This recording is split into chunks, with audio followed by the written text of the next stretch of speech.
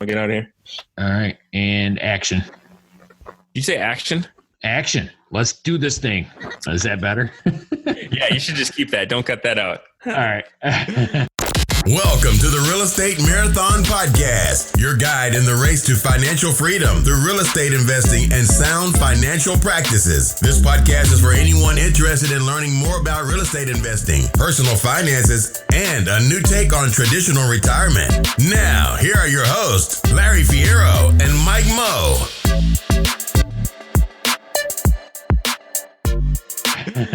Welcome to the Real Estate Marathon Podcast, your guide on the race to financial freedom through real estate investing and sound financial practices. Mr. Fierro, what's up, dude? Right now, dude, we're getting this done, man. We're making it happen. We're rocking and rolling. How about you? Dude, I mean, we're launching this on a Monday morning, but right now, obviously, we don't record this at 12 a.m. on a Monday morning. It's a beautiful Saturday spring day here in Minnesota. It's about 70 degrees.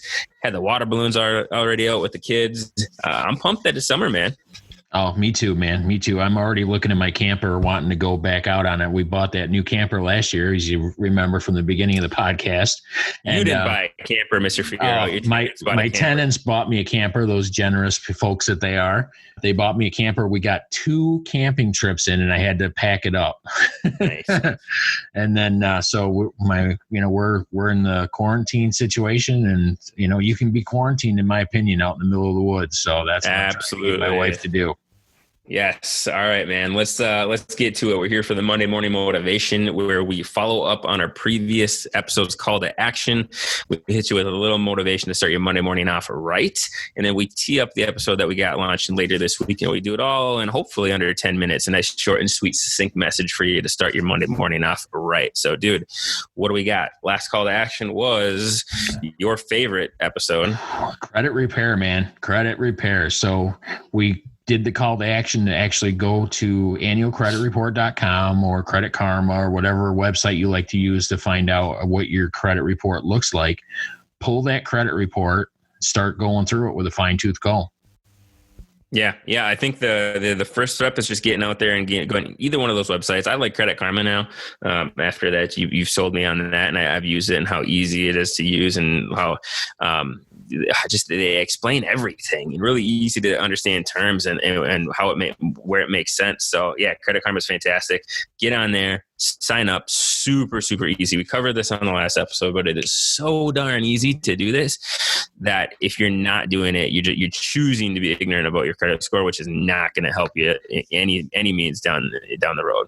Yeah, if you're looking to develop financial independence through real estate investing, you have to get the credit score figured out. Get your financial house in order, and you can't just jump right to I'm retired. You have to start step-by-step process. You have to learn how to do it. You have to network. You have to do your financial house. It's all these things that it's a basic plan that people have before you have gone down the road to success and have proven that it works. Now you just have to take their path and implement it for yourself. Yeah, success leaves clues, man. There's no need to reinvent the wheel. And I'll do you one further. Not just to, if you want to, achieve financial freedom through real estate investing. If you want to achieve financial freedom at all, you need to have a good handle on your credit score. You don't need to make it the focus of your efforts, but you do need to at least have an idea where you're at and what's impacting you. Yeah, and I like that little preview you had there. What's that? Not necessarily real estate. Yeah, anything, right? Absolutely. So, all right. So, motivation today. What do we got?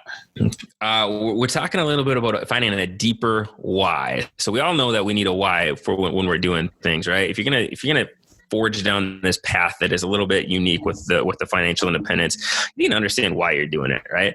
And if you start with a really shallow why, such as, well, I just want money, or I just want more time, I just want, I want a bigger house, or what, if you start with a shallow why, something of those sorts, not to say like that's not a side effect of your goals, but it's going to be really tough to use that to push through some of these really difficult things that you got to do to achieve those goals, right?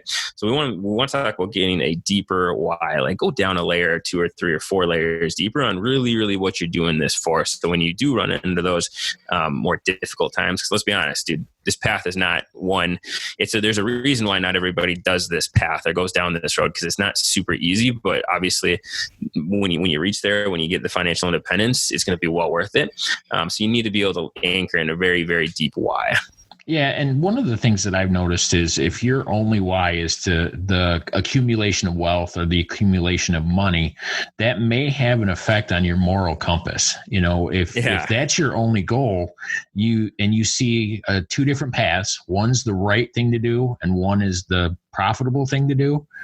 And if money is your only motivation, there's a chance you're going to go down the profitable path versus the right path. And that's where you see some of these corporations, they get dinged for polluting and doing things like that, shady stuff that can damage the environment. So you have to have that deeper why to help people figure out what you want to do, how you're going to help the most amount of people. And if you get that figured out and you start helping people, like you and I with the podcast, we're trying to help as many people as we can improve their knowledge of investing and finances and all that. And the money will eventually start coming. It's a side effect of doing the right thing and helping the most amount of people. Provide what they need, and they'll provide what you need. Yeah, but money's typically not the goal. It's a vehicle to achieve your goals, right? Usually, if you take it a step deeper on as far as what most people's goals are, sometimes it's typically around like the relationships and the connections with family and being able to spend more time doing what you want, when you want, with who you want to do it. And money is not the goal; it's just the tool to allow you to do that. So, yeah, just take it down a level deeper, so you can anchor in that. And to your point, you can anchor in that. When I have a decision and it's between the money or what's right, you can anchor in that and make the right decision. Yeah, absolutely. You can do this. You just got to know what your bigger why is and try and help those people, man. Get them taken care of. Take care of society and give back.